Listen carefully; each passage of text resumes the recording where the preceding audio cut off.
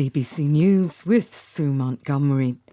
Israeli forces searching in and around the biggest hospital in Gaza say they've recovered the body of a woman who was taken hostage last month by Hamas. Yehudit Weiss was 65. The military has also presented more evidence of what it says was a tunnel and weapons inside Al-Shifa Hospital. Hamas has again denied that it used the site for military purposes.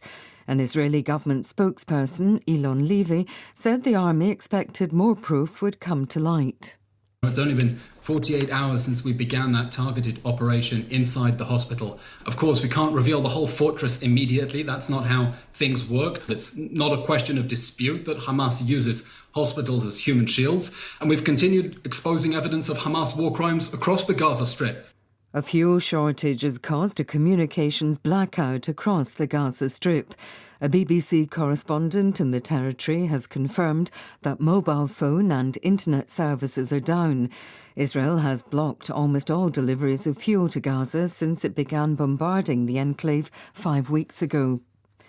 Riot police in Madrid have clashed with protesters opposed to a deal with Catalan separatists, which has kept the Spanish Prime Minister Pedro Sánchez in power.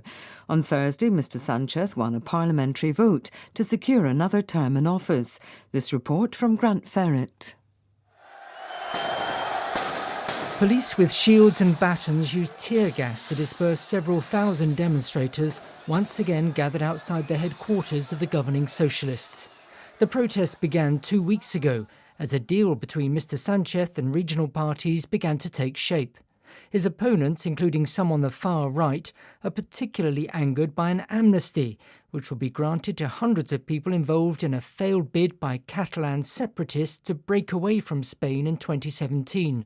A former girlfriend of the American rapper and producer Sean Combs has accused him of rape and sex trafficking.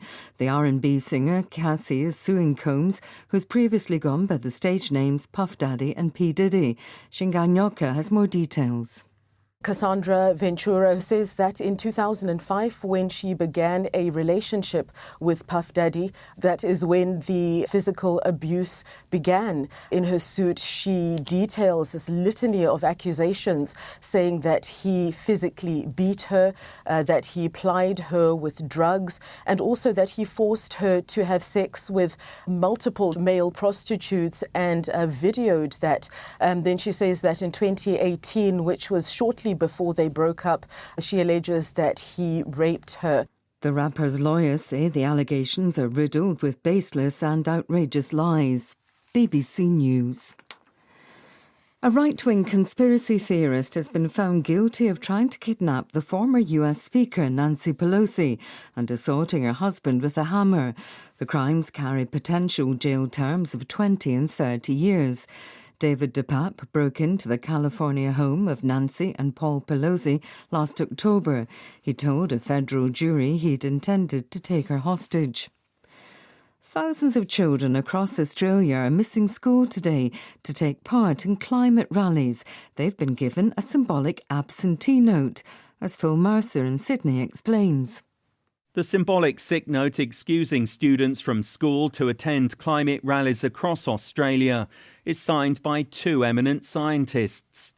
It states that pupils won't be in class because of elevated levels of stress caused by the climate emergency in Australia and worldwide.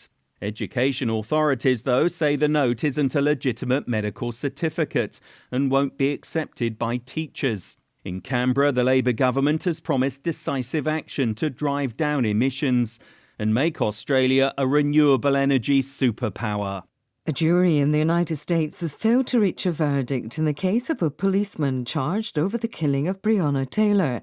Brett Hankinson was accused of violating her civil rights during a botched raid in her home in Louisville 3 years ago.